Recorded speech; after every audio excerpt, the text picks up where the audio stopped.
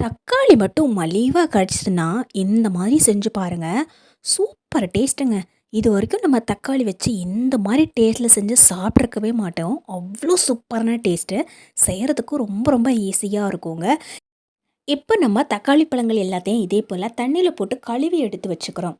இப்போ இந்த தக்காளி பழங்கள் ஒரு 1/2 கிலோ அளவுலேருந்து 3/4 கிலோ அளவுக்கு இருக்கும். நீங்க ஒரு 10, 15 தக்காளி இருந்தா கூட ஈஸியா இத செஞ்சிடலாம்.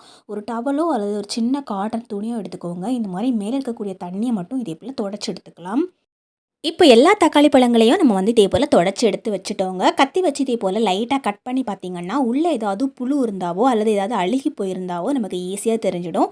ஏன்னா, இப்ப வரக்கூடிய தக்காளி பழங்கள் எல்லாமே வெளிய பார்க்கறதுக்கு நல்லா ஷைனிங்கா பளபளப்பா இருக்கும். ஆனா, உள்ள நம்ம கட் பண்ணி பார்த்தோம்னா, புழுக்களோ அல்லது ஏதாவது கருப்பா ஏதாவது அழுகி போயிறதுக்கோ நெறைய வாய்ப்பு இருக்கு. அதனால முதல்ல இந்த மாரி லைட்டா கட் பண்ணி பாருங்க. உள்ள எதுவுமே டேமேஜ் இல்ல அப்படின்னா எடுத்து வச்சுக்கோங்க.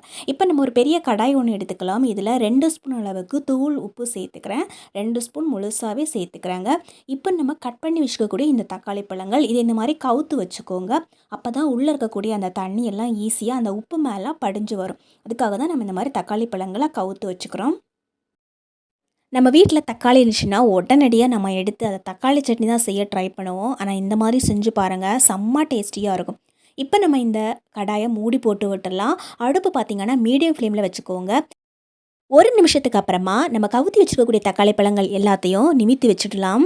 இப்ப நம்ம அடுப்ப மீடியம் ஃப்ளேம்ல வச்சுட்டு, இதே போல கரண்டி வச்சு நம்ம எல்லாத்தையும் லைட்டா திருப்பி விட்டுக்கலாம். இப்ப பாருங்க, அந்த தக்காளி பழத்துக்கு உள்ள இருக்கக்கூடிய தண்ணியெல்லாம் லைட்டா வடிய ஆரம்பிச்சிருக்கு. அதேபோல அந்த உப்பும் லைட்டா கரைய ஆரம்பிச்சிடும். இப்போ நம்ம ஒரு முறை எல்லாத்தையும் இந்த மாதிரி நல்லா திருப்பி போட்டுட்டு நம்ம வந்து மறுபடியும் மூடி போட்டு விடணும். அப்போ தான் இந்த தக்காளி பழங்கள் இந்த உப்போடு சேர்ந்து நல்லா மசிஞ்சு வெந்து கிடைக்கும். இப்போ நம்ம மறுபடியும் இதை மூடி போட்டு விட்டுறலாம். இதை நம்ம மீடியம் ஃப்ளேமில் தான் இப்போ வச்சுக்கணும். வச்சுட்டு ஒரு 2 நிமிஷத்துக்கு அப்படியே விட்டுறலாம். இப்போ நம்ம மறுபடியும் ஓப்பன் பண்ணி பார்க்கலாம். இப்போ நல்லாவே ஆவி பறக்க கொஞ்சம் அழகாக வெந்து வந்திருக்கு. அதே சமயத்தில் நிறைய தண்ணியும் இதில் சேர்ந்துருக்கும். இப்போ நம்ம எடுத்து பார்க்கலாம். பாருங்கள், உப்பு நல்லா கரைஞ்சி வர அளவுக்கு அந்த தண்ணி இறங்கியிருக்கு. இப்போ நம்ம மறுபடியும் இந்த கரண்டி வச்சு ஒரு முறை மிக்ஸ் பண்ணி விட்டுக்கலாம். இப்போது நம்ம மறுபடியும் மூடி போட்டு விட்டுடலாம். இந்த தக்காளி பழங்கள் நல்லா மசிஞ்சு வந்து வரணும். அதுக்காக நம்ம அப்படியே விட்டோம் அப்படின்னா அது ஒரே இடத்துல இருக்கும். நம்ம இந்த மாதிரி திருப்பி போட்டு வேக வைக்கும் போது தான் சீக்கிரமாக நமக்கு எல்லா இடமும் ஒரே மாதிரி வந்து கிடைக்கும்.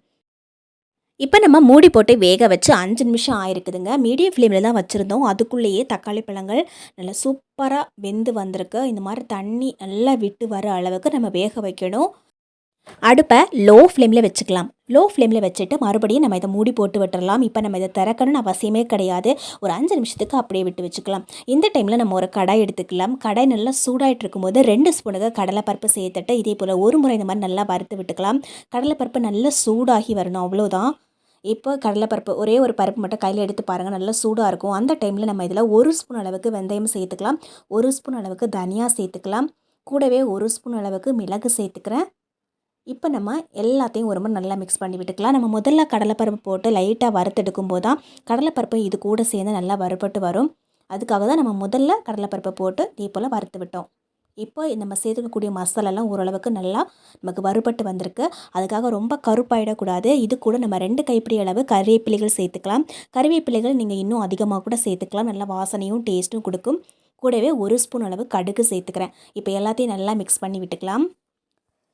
கறிவேப்பிலைகளை போடும்போது தண்ணி இல்லாமல் அதை லைட்டாக ஃபேன் காற்றுல நல்லா காய வச்சுட்டு போட்டுக்கோங்க. இப்போ இந்த கறிவேப்பிலைகள் சீக்கிரமாக நமக்கு வறுபட்டு கிடச்சிரும் பாருங்கள். அதுக்காக ரொம்ப மொறுமொறுன்னு ஆகணும்னு அவசியம்லாம் கிடையாது. கூடவே ஒரு சின்ன பட்டை, 2 லவங்கம் சேர்த்துக்கிறேன். இது சேர்க்குறது ஆப்ஷன் தான். ஆனால் இதை சேர்க்கும்போது நல்ல வாசனை கொடுக்கும். அதுக்காக தான் நம்ம இதை சேர்த்துக்கிறோம். இப்போ எல்லாத்தையும் சேர்த்து ஒரு முறை நல்லா மிக்ஸ் பண்ணி விட்டுக்கலாம். வெந்தயத்தோட நிறத்தை பார்த்தாவே தெரிஞ்சிடும். அது நல்லா வறுபட்டு வந்திருக்கிறது. ரொம்ப தீய விடக்கூடாதுங்க. இப்போ நம்ம தக்காளி பழங்கள் நல்லா சூப்பராக வெந்து வந்திருக்கு பாருங்கள். எவ்வளோ தண்ணி விட்டுருக்கு பாருங்கள். இருக்கக்கூடிய தண்ணி எல்லாமே வெளியே வந்துருச்சு. நான் வந்து லோ ஃப்ளேமில் வச்சு ஒரு 5 நிமிஷத்துக்கு அப்படியே விட்டு வச்சுருந்தேன். இப்போ அதுக்கு மேலே இருக்கக்கூடிய தோல் இருக்கும் இல்லைங்களா, அது எல்லாத்தையும் நம்ம எடுத்துடணும். ஒரு ஸ்பூன் வச்சு இந்த மாதிரி எடுத்துக்கோங்க. எடுத்துகிட்டு மேலே இருக்கக்கூடிய தோல்லாம் ஈஸியாக வந்துடும். இந்த மாதிரி எடுத்தாவே அழகாக வந்துடும். ரொம்ப கையை போட்டுலாம் நம்ம பிசைய வேண்டாம். இந்த மாதிரி லைட்டாக எடுத்தாவே அழகாக நம்ம கையிலேயே வந்துடும்.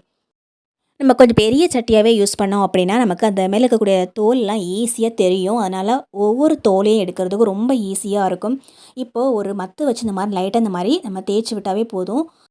இதுக்கு பதிலா நீங்க மிக்ஸியில போட்டு அடிக்கலாம். ஆனா மிக்ஸியில போட்டு அடிக்கிறத விட, இந்த மாரி நம்ம மத்து வச்சு அத மசிச்சு எடுக்கும்போது தான் டேஸ்ட் நல்லாயிருக்கும். பார்க்குறதுக்கும் நல்லாயிருக்கும்.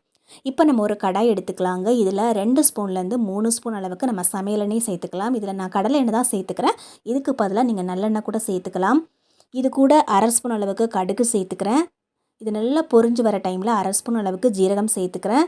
இப்போ நம்ம கொஞ்சமா இஞ்சி பூண்டு விழுது ஒரு 1/2 ஸ்பூன் அளவுக்கு சேர்த்தா போதும். இந்த எண்ணெயிலேயே சேர்த்துரும்போது இதில் இருக்கக்கூடிய பச்சை வாடை எல்லாமே போயிடும். அதனால் முதல்லையே நம்ம இஞ்சி பூண்டு விழுது சேர்த்துட்டு இதே போல் நல்லா மிக்ஸ் பண்ணி விட்டுக்கலாம். இதில் இருக்கக்கூடிய பச்சை வாடை எல்லாம் போனதுக்கு அப்புறமா நம்ம இதில் மிளகாய் தூள் சேர்த்துக்கலாம். நான் இன்றைக்கி வெறும் மிளகாய் தூள் 2 ஸ்பூன் அளவுக்கு சேர்த்துக்கிறேன். நம்ம வறுக்கும் போதே தனியாத்தூள் சேர்த்துருந்தோம். அதனால தான் நான் இதில் தனியாத்தூள் சேர்த்துக்கல. நீங்கள் வறுக்கும்போது தனியாத்தூள் சேர்த்துக்கலன்னா இந்த எண்ணெயிலேயே நீங்கள் 1 ஸ்பூன் அளவுக்கு தனியாத்தூளாக கூட சேர்த்துக்கலாங்க. இப்போ இந்த மாதிரி சின்னதாக காயம், ஒரு சின்ன பீஸ் காயம் இந்த எண்ணெயில் நம்ம போட்டுக்கிட்டுக்கலாம். இப்போ நம்ம ஏற்கனவே மசிச்சு வச்சுருக்கக்கூடிய தக்காளி, இது எல்லாத்தையும் நம்ம அப்படியே இதில் சேர்த்துக்கலாம். இது எல்லாமே தக்காளி பழத்தில் இருக்கக்கூடிய அந்த தண்ணி மட்டும்தான் நம்ம இதில் சேர்த்துருக்குறோம். வேறு எந்த தண்ணியும் நம்ம எக்ஸ்ட்ரா இதில் சேர்த்துக்கவே இல்லை. இப்போ எல்லாத்தையும் நல்லா மிக்ஸ் பண்ணி விட்டுக்கலாம். தக்காளி பழத்தை நம்ம வேக வைக்கும்போதே உப்பு சேர்த்து தான் வேக வச்சுருந்தோம். அதனால் இந்த டைமில் நீங்கள் நல்லா மிக்ஸ் பண்ணி விட்டுட்டு இதில் உப்பு கரெக்டாக இருக்கான்னு செக் பண்ணி பார்த்துக்கோங்க. ஒரு வேளை உப்பு உங்களுக்கு இன்னும் தேவைப்படுது அப்படின்னா நீங்கள் இன்னும் உப்பு அதிகமாக சேர்த்துக்கலாம். இப்போ நம்ம இதை மூடி போட்டு விட்டுடலாம். ஒரு 2 நிமிஷத்துக்கு அப்படியே இருந்து இது நல்லா கொதி வரட்டும். இந்த டைமில் ஒரு மிக்ஸி ஜார் எடுத்துக்கோங்க. ஏற்கனவே நம்ம மசாலாலாம் நல்லா வறுத்து வச்சுருந்தோம் இல்லைங்களா, அதை அப்படியே இதில் சேர்த்துட்டு நல்லா பவுட்ரு பண்ணி எடுத்துக்கலாம். லைட்டாக கொரகொரப்பாக இருந்தாலும் பரவாயில்ல, இந்த மாதிரி தண்ணி ஊற்றாமல் நீங்கள் பவுட்ரு பண்ணி எடுத்துக்கணும். இப்போ நம்ம கொதிக்க வச்சுருக்கக்கூடிய தக்காளி பழங்கள் நல்லா கொதின்னு கொதிச்சிட்ருக்கு. நல்லா வாசனையாக இருக்கும். இந்த பவுட்ரை அரைக்கும் போதே அவ்வளோ சூப்பரான ஒரு வாசனை வருங்க. இந்த பவுட்ரை அப்படியே இதில் சேர்த்துட்டு நல்லா மிக்ஸ் பண்ணி விட்டுக்கலாம். நல்ல சூப்பரான டேஸ்ட்டு கொடுக்கணும். இதோட டேஸ்ட்டை நம்ம இன்னும் கொஞ்சம் அதிகமாக்கணும் அப்படின்னு நினச்சோன்னா, இதில் கடைசியாக நம்ம இன்னொரு பொருள் சேர்த்துக்க போகிறோம். அது இதுக்கு இன்னும் நல்லா சூப்பரான ஒரு டேஸ்ட்டு கொடுக்கும். அது என்னென்னா நாட்டு சக்கரை தாங்க. ஒரு 1/4 ஸ்பூன்லேருந்து 1/2 ஸ்பூன் மட்டும் நம்ம இதில் சேர்த்துக்கணும். அதிகமாகவும் நம்ம சேர்த்துக்க வேண்டாம். இதுக்கு பதிலாக நீங்கள் வெல்லம் கூட சேர்த்துக்கலாம். ஆனால் சீனி சேர்த்துக்க வேண்டாம். வெல்லமோ அல்லது நாட்டு சர்க்கரையோ இதில் ஏதாவது ஒன்று சேர்த்தா போதும்.